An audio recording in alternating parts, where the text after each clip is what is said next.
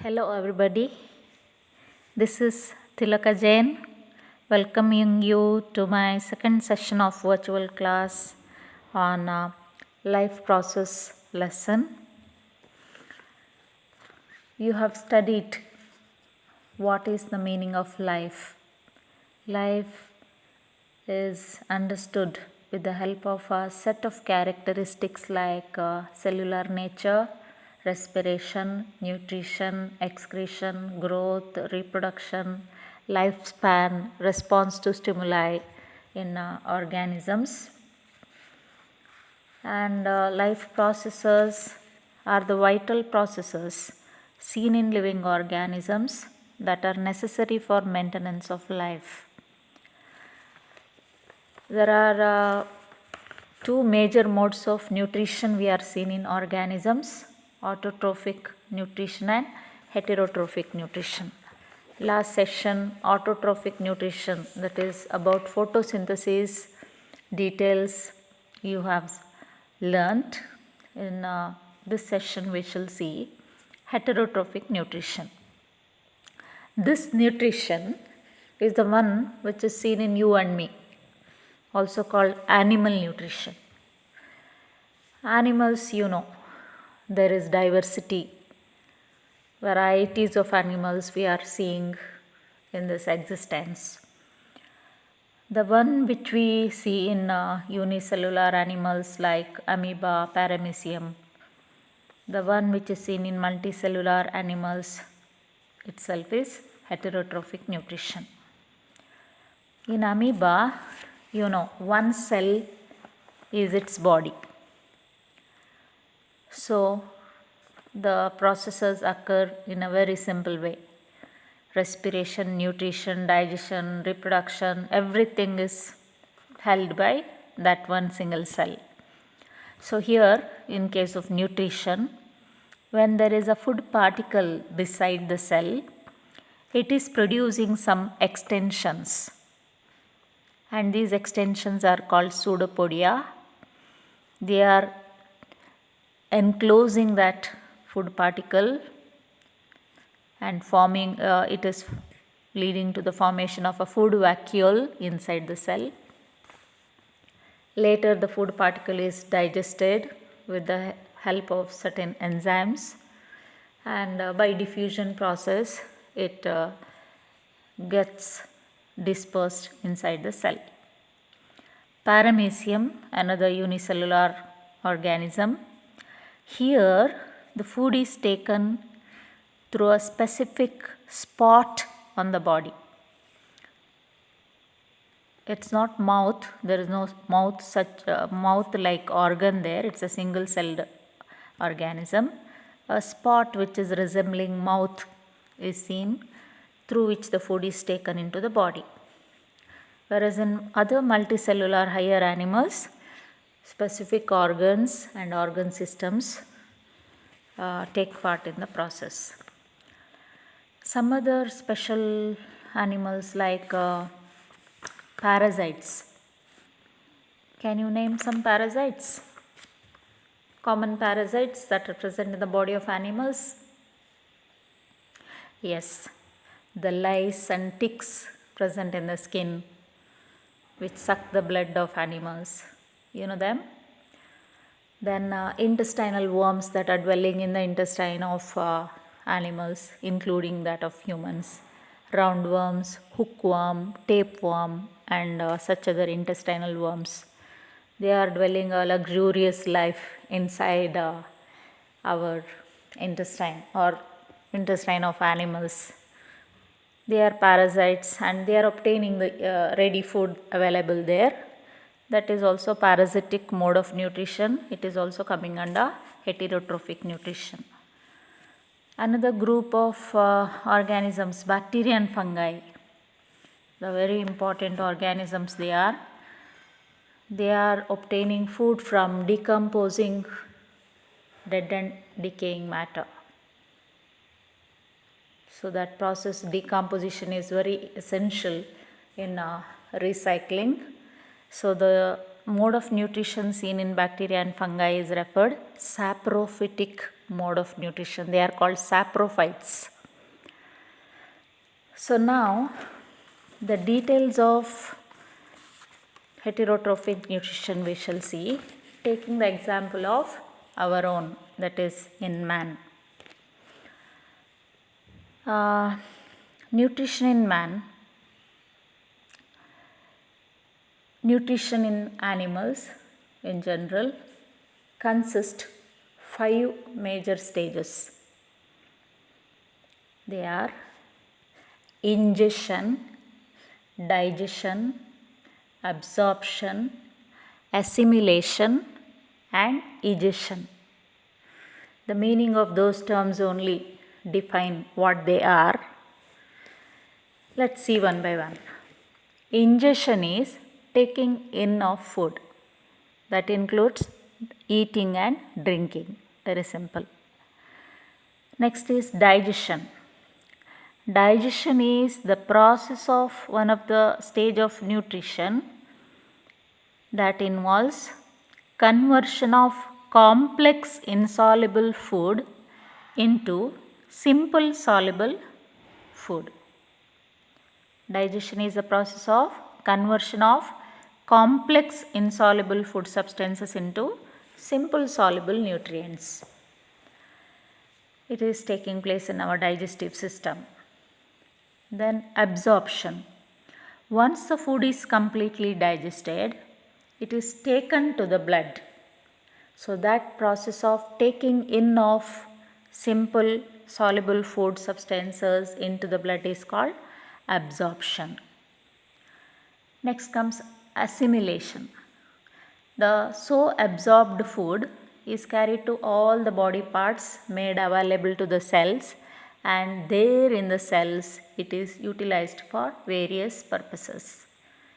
Maybe to provide energy or to make new cells, maintenance, for various purposes the so carried food is used, and this is called assimilation. Next comes the last, egestion.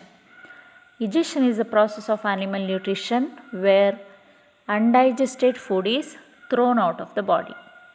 So thus the 5 stages of animal nutrition are ingestion, digestion, absorption, assimilation and egestion. Let's now study the process in detail, especially the digestion. In human beings, digestive system consists 2 major parts. Animals also you can refer. 2 major parts are present in the digestive system. One is the alimentary canal, generally referred gut canal, and the second is associated glands. Alimentary canal is the passage of the food, the passage through which the food passes, starting from mouth ending at anus.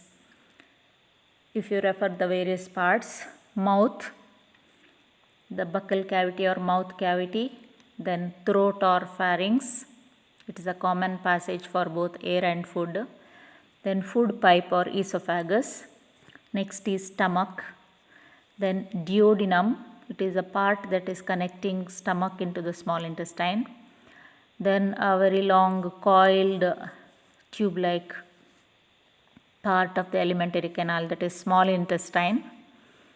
In herbivorous animal it is too long because the cellulose present in the food takes more time for its digestion.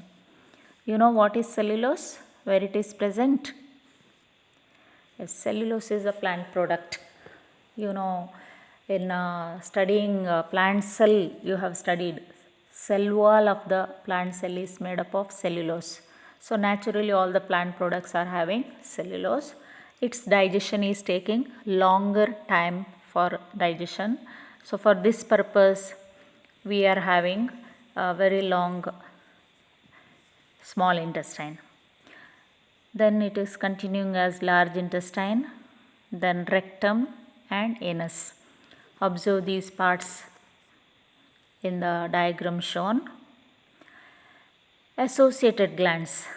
Associated glands are 5 in number. One is the salivary glands in the mouth. There are 3 pairs of salivary glands. They secrete salivary juice, also called saliva. In the stomach, there are gastric glands. Gastric gland secretes gastric juice. Intestine, small intestine is having intestinal glands. It is secreting intestinal juice. Then beside the stomach, you see the 2 organs there. They are also helping in the process of digestion. They are liver and pancreas. So thus salivary glands, gastric glands, intestinal glands, liver and pancreas send their secretion for the digestive sites for the purpose of digestion. So thus they are the associated glands. Let's now see how is digestion held. You know well that food that we eat consists nutrients, and the major nutrients earlier classes you have studied. They are carbohydrates, proteins, lipids or oils and fats, vitamins, minerals, water and fibers. I repeat, the various nutrients present in the food items that we eat are carbohydrates, they are the energy sources. Proteins, they are the growth food.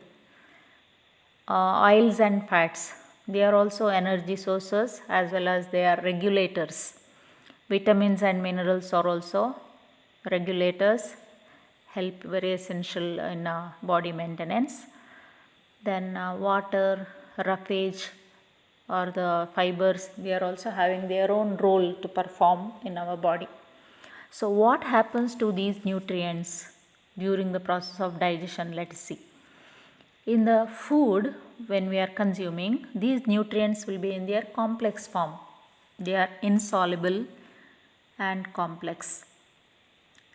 In the digestive system, in various sites like in mouth, stomach and small intestine, they are subjected for process of digestion by the various enzymes present in the digestive juices.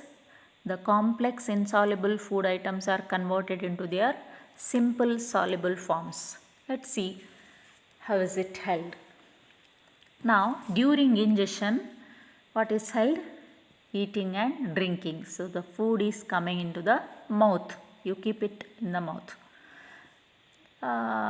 Imagine you are eating something, a fruit or a vegetable or any of a dish. Okay, what happens to that dish during the process of digestion? Let's see. In the mouth, there are accessories like teeth, tongue and saliva. These are helping in their own way in the process of digestion. Teeth, in case if the food is hard, the various teeth we have like incisors, canines, molars, helping in cutting, tearing and grinding the food. Right? Then tongue, a muscular organ, a very useful organ in talking also, you know, and it is the organ of taste also. It makes us relish the process, makes us enjoy the process of eating also. Otherwise eating will be just like a mechanical process of filling the bag, isn't it? Yes, and saliva. Saliva is the secretion of salivary gland.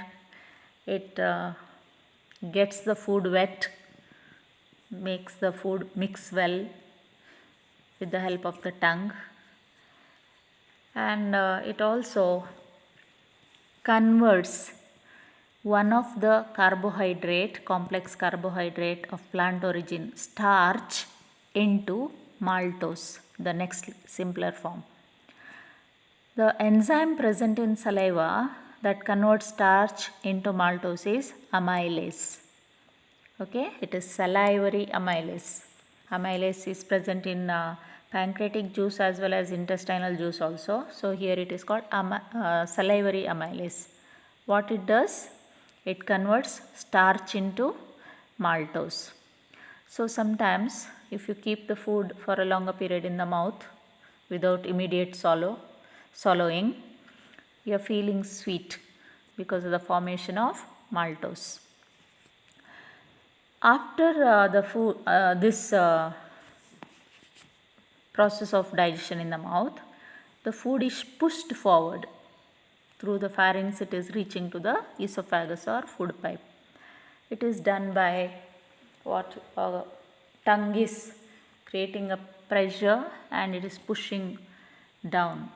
The movement of food through the alimentary canal is carried out by rhythmic contraction of the muscles present in the alimentary canal, and this process is called peristalsis. Okay, peristaltic movement. Rhythmic contraction of the muscles push the food forward and makes the food move forward, and thus now food is reaching the stomach. Stomach is a muscular organ, and once the food reach here, it is contracting, making the food get mix well with the gastric juice secreted by gastric glands. Gastric glands secrete gastric juice. It has some proteins, some enzymes and hydrochloric acid. What are the functions of those enzymes and hydrochloric acid? Let's refer. Hydrochloric acid, is corrosive, is it not? But in the stomach, it is helping in creating the acidic medium, which is helping in the process of digestion, and it also destroys the germs. So hydrochloric acid is killing the germs and acidic medium is created, which is promoting the digestion process. Then pepsin. Pepsin is present, that enzyme present in the gastric juice. It is converting proteins into next simpler form. It is called polypeptides. So proteins are converted into polypeptides by pepsin enzyme present in gastric juice. Then the inner wall of the stomach is secreting mucus, sticky substance. What is its function? Why is it formed? Is hydrochloric acid, it is corrosive in nature, so it may destroy the cells there, isn't it? So mucus is protecting the wall of the stomach from acidic content there. Thus stomach wall is protected, kept safe. After this digestion activity, the food is pushed forward to small intestine. Once the food reaches here to the small intestine, there arrives the bile juice from liver, pancreatic juice from pancreas, and intestinal glands also secrete intestinal juice. The movement of food from stomach to the small intestine is regulated by a special muscle called stomach sphincter. Okay, stomach sphincter is regulating the movement of food from stomach to the small intestine. So here in the small intestine, first of all, the bile juice acts on the food. In case if there is any fat globules or oil droplets, it is emulsified. Okay, emulsification is similar to action of soap on oil. What happens when you touch a oil or grease? Hand becomes sticky, is it not? So how do you wash it? Does it goes with just water wash? No, you take the help of the soap, is it not? Same way, the bile salts present in the bile juice helps in emulsification of fat globules. It gets the fat globules mixed well with the rest of the content, which later promotes the further digestion. Then the lipase enzyme present in the pancreatic juice as well as intestinal juice converts these fat globules into their simplest form, fatty acids and glycerol. Okay, first emulsification of fat globules held, then lipase enzyme is converting these fat globules into simplest form of lipids. What are they? Fatty acids and glycerol. Then another enzyme, trypsin, is also present in pancreatic juice and intestinal juice. It is converting polypeptides into amino acids. Where are polypeptides formed? In the stomach, isn't it? Pepsin enzyme is converting proteins into polypeptides. Now here in the small intestine, polypeptides are converted into simplest form, that is amino acids, by trypsin enzyme. Remember that. So thus in the small intestine, digestion gets completed. The complex insoluble food substances are converted into simplest soluble nutrients here in the small intestine. So now the nutrients are in soluble form, ready for absorption. In the inner lining of the small intestine, there are numerous small finger-like extensions, and they are called villi. Villus singular, villi plural. They are having fine capillaries on their surface, and they are absorbing these nutrients into the blood. So the process of absorption of nutrients from the digested food in the small intestine into the blood by the villi is called absorption. So where does the absorption occur? In the villi of small intestine. Now next is, after all the essential nutrients are absorbed, the remaining undigested food is carried to the, moving to the next part, that is to the large intestine. Here in the large intestine, in case if there is any excess water left, that is absorbed by the wall of the large intestine. Then the undigested food is moving to the rectum. There it is temporarily stored, and now it is called fecal matter. So this fecal matter is passed out through anus, and the movement of the fecal matter again in the through the anus is regulated by anal sphincter, another muscle. Just like stomach sphincter, anal sphincter is regulating the movement of fecal matter through the anus. This is how digestion is taking place in man. So what happens to the carbohydrates present in the food we eat? What happens to the proteins that are present in the food you eat? What happens to the oil and fats that are present in the food you eat? What happens to the various nutrients? You should know. Okay, the role of different enzymes,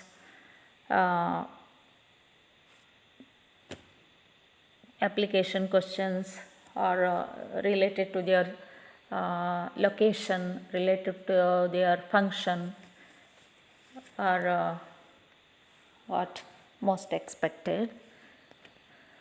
This is about nutrition that take place in man. Once again you observe the figure.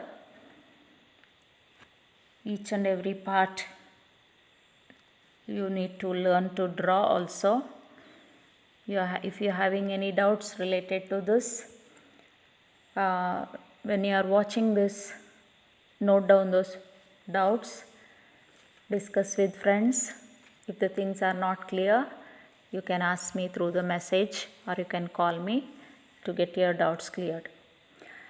The assignment for you, last classes I had not given you any assignments, so this time I want you to draw the figures. Okay, the figure of stomata, opening and closing of stomata of the earlier session, and alimentary canal of man, that is human digestive system figure, you have to draw and send me with your name and roll number. Earlier roll number what you had in the earlier class only you write.